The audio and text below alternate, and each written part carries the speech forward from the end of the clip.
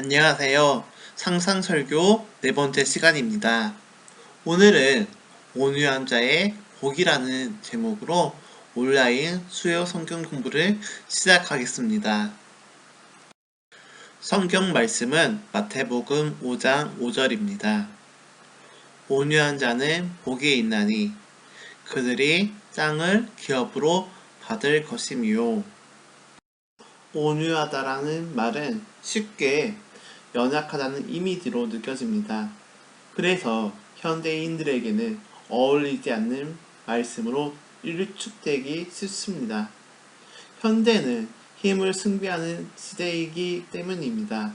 강자를 존경하고 약자를 결면하는 것이 오늘날의 철학입니다. 때문에 현대인들에게 겸손하고 온유하신 예수는 매력 없는 인간으로 보여질지 모릅니다. 본문에서 온유한 자는 복이 있다고 하였을 때 온유하다는 단어의 참 의미는 연약하다는 뜻이 아닙니다.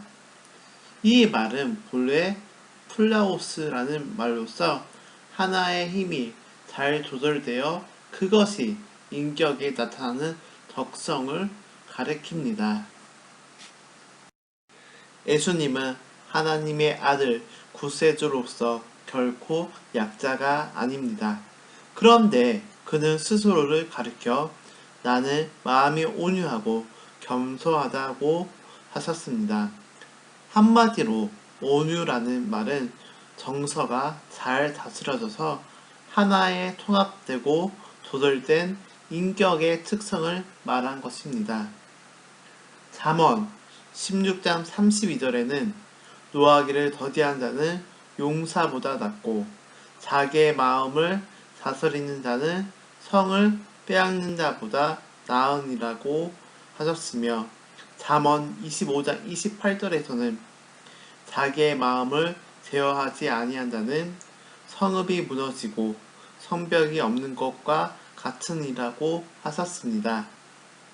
성경은 일관성 있게 다스려지는 정서의 중요성에 관하여 말씀하십니다. 성경은 다스려지고 훈련된 인격을 이 온유함의 인격적 특성으로 제시합니다. 저는 온유함의 단어를 다른 의미로 설명하겠습니다. 그 당시의 사람들은 온유라는 단어를 세 가지 방법으로 많이 썼습니다. 첫 번째, 어떠한 자가 고열이 있어서 의사가 준 약을 먹고 정상적인 상태로 돌아왔을 때 온유하다라고 했습니다. 열이 다스려졌다는 말입니다. 둘째, 뜨거운 태양볕 아래서 땀을 뻘뻘 흘리며 어쩔 줄 모를 때 어디선가 상쾌한 바람이 불어오면 이때도 사람들은 플라오스, 즉 온유하다라고 했습니다. 바람이 열기를 잡고 자기가 안정된 상태가 되었을 때 온유하다는 단어를 사용하였습니다. 셋째, 그보다 더 많이 사용된 용어는 사나운 짐승을 훈련시킬 때입니다. 사자나 이리 같은 것들을 들에서 훈련시킬 때 잘 훈련되며 주인이 프라오스라고 말합니다. 힘이 잘 조절되어 유익한 목적을 위해서 사용되도록 훈련된 인격의 온유함에 대하여 성경은 강조하고 있습니다. 성경에 나타난 하나님의 사람들의 생애 속에 나타나는 온유함을 살펴보기로 하겠습니다. 아브람을 보십시오.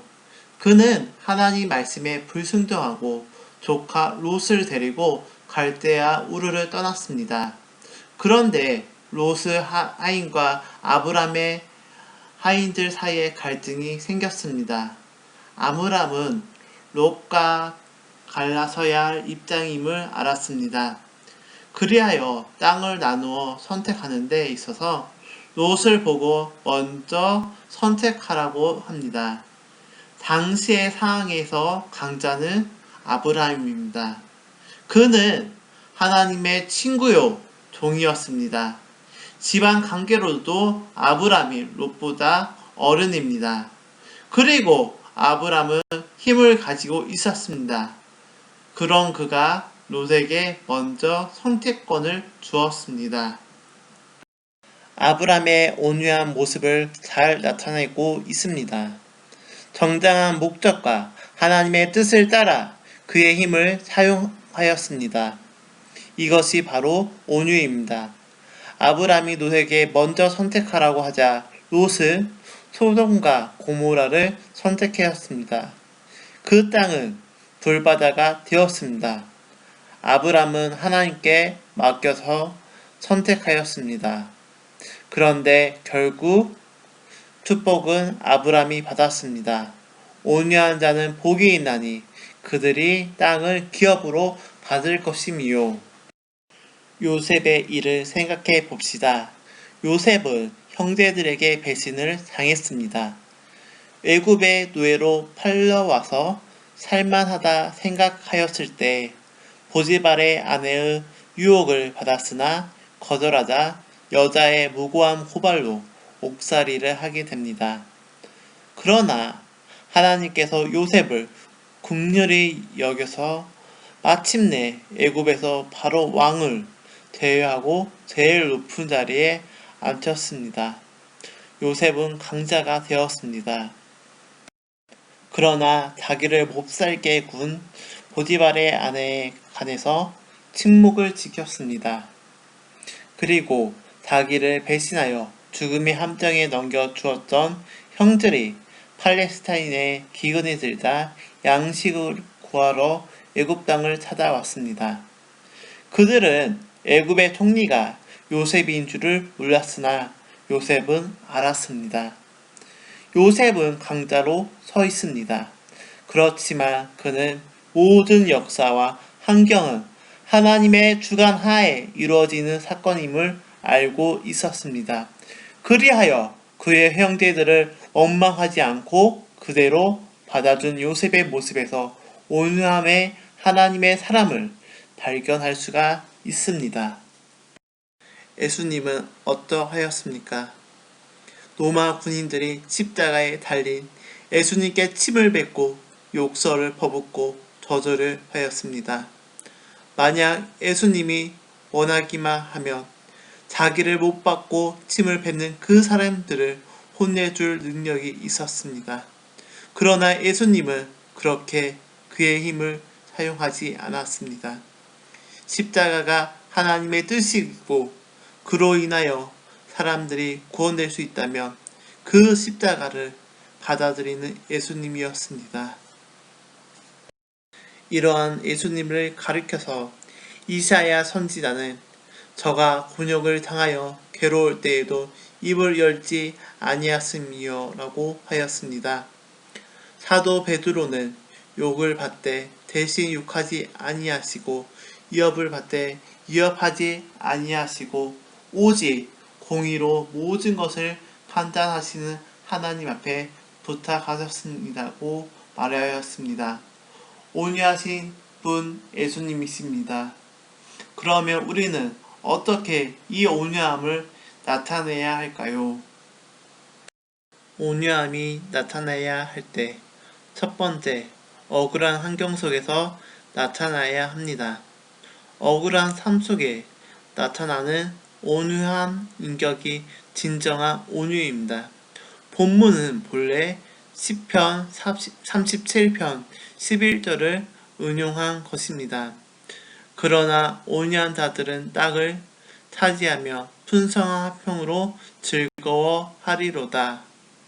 이것은 다윗의 시로서 그가 고통스러운 환경 중에서 옳은 것입니다. 시편 37편 1절에 악을 행한 자들 때문에 불평하지 말며 불의를 행하는 자들을 시기하지 말지어다 라고 했습니다. 이 말을 할 때 다윗은 오해와 중상을 받고 있었으며 말할 수 없는 역경을 당하고 있었습니다. 그런데 다윗은 말합니다. 여호와를 의뢰하고 선을 행하라. 땅에 머무는 동안 그의 성실을 먹을거리로 삼을지어다. 또 여호와를 기뻐하라. 그가 내 마음의 소원을 내게 이루어 지리로다. 그리고 8절을 보십시오. 분을 그치고 노를 버리며 불평하지 말라. 오히려 악을 만들 뿐이라. 다윗은 억울한 중에도 온유한 태도를 보였습니다.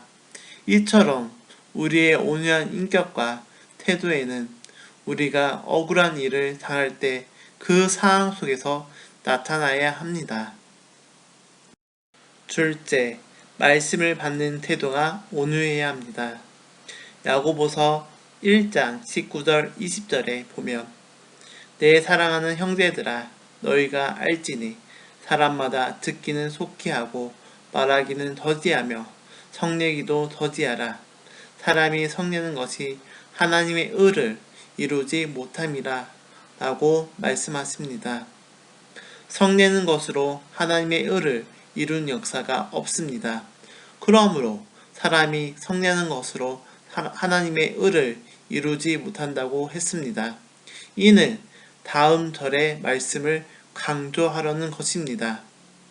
그러므로 모든 더러운 것과 넘치는 악을 내버리고 너희 영혼을 능히 구원할 바 마음에 심어진 말씀을 온유함으로 받으라. 말씀을 온유함으로 받으라는 것입니다. 성경은 말씀을 받는 우리의 태도가 온유하기를 요구하십니다. 세 번째, 죄를 범한 자에게 온유해야 합니다. 갈라디아서 6장 1절을 보며 형제들아 사람이 만일 무슨 번제한 일이 드러나거든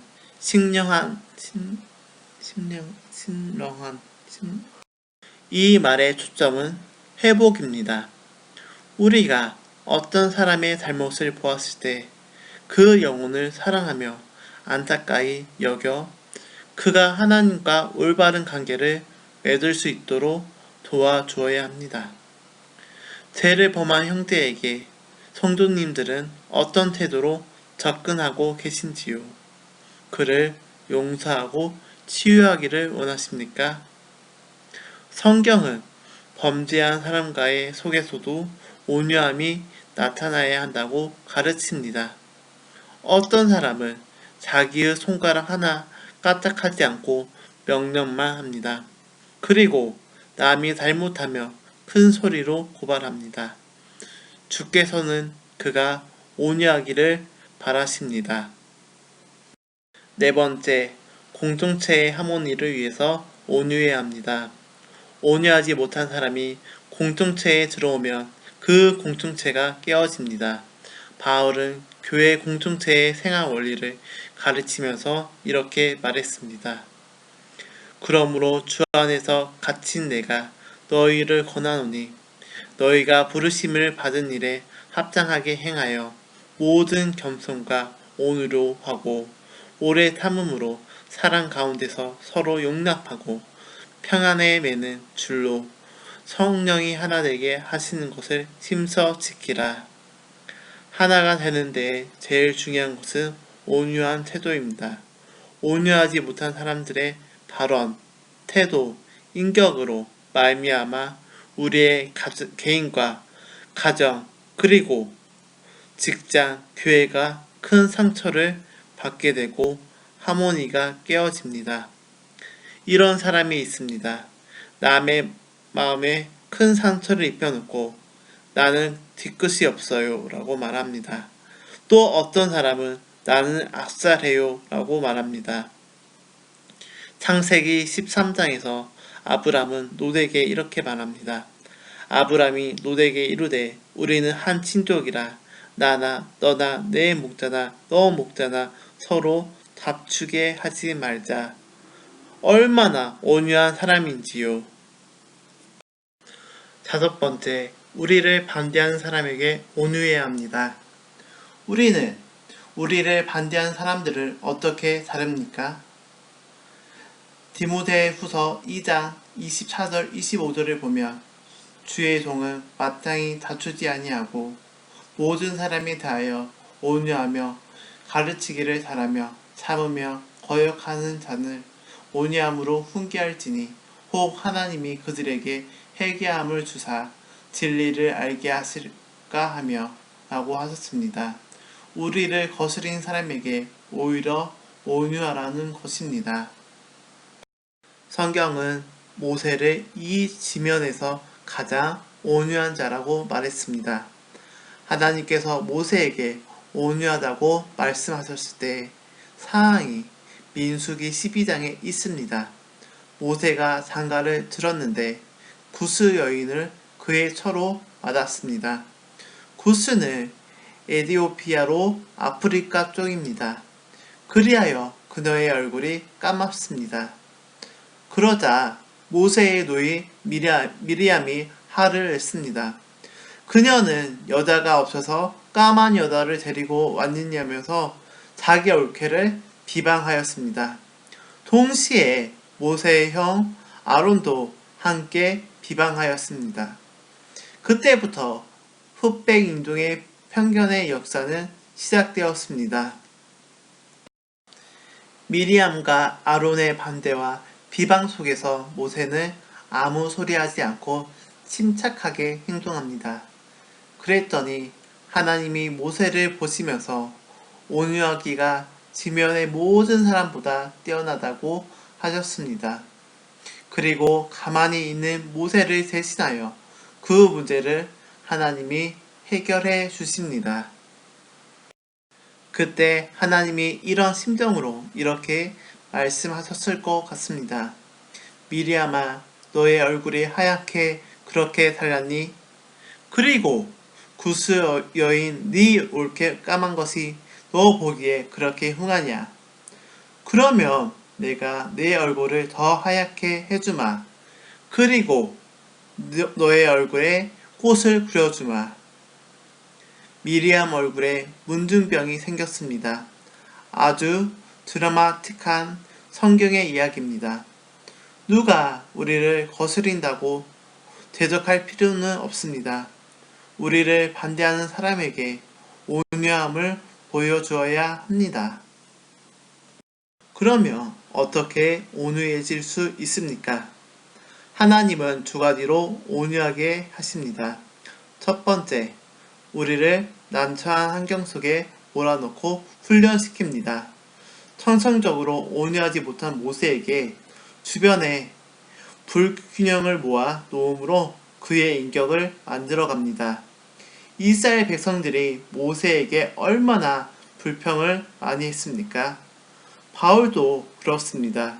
유태인들과 고린도 교인들이 말할 수 없이 불평하였습니다. 그러므로 우리가 난처한 환경을 만날 때 하나님이 우리의 인격을 훈련시키기 위한 사항이 아닌지를 살펴야 합니다. 두 번째로 성령의 열매 가운데 하나가 온유입니다. 어떠한 환경에서라도 주께 자신을 맡기며 성령님이 지배하시게 되므로 그리스도를 닮은 온유한 인격이 개발될 수 있습니다. 하나님은 온유한 자들에게 땅을 기업으로 주십니다. 이것이 땅에서 부자 된다는 의미로만 해석하지는 마십시오. 물론 현세적으로 볼 때 하나님은 온유한 자를 쓰셔서 그의 뜻을 이루십니다. 온유하지 못한 자는 철저하게 깨뜨려 온유하게 한 다음 쓰실 것입니다. 하나님이 우리를 쓰지 않는다면 우리 자신이 온유하지 않기 때문 아닌지 주님 앞에 질문해 보아야 합니다. 주님은 온유한 사람을 쓰시며 그를 통해서 능력을 나타내시고 영광을 보여주십니다. 나아가서 천국은 온유한 사람들이 사는 나라입니다. 성경은 너희가 참으면 또한 함께 왕노를 할 것이요 라고 말씀합니다. 우리는 주님과 함께 다스리게 될 것입니다. 온유한 사람들은 마침내 영광스러운 천국의 기업을 얻게 됩니다. 묻습니다. 성도님은 성령 안에서 온유해져 가고 있습니까? 감사합니다. 다음 강의는 마태복음 5장 6절 말씀으로 의에 줄이고 목마른 자의 복입니다.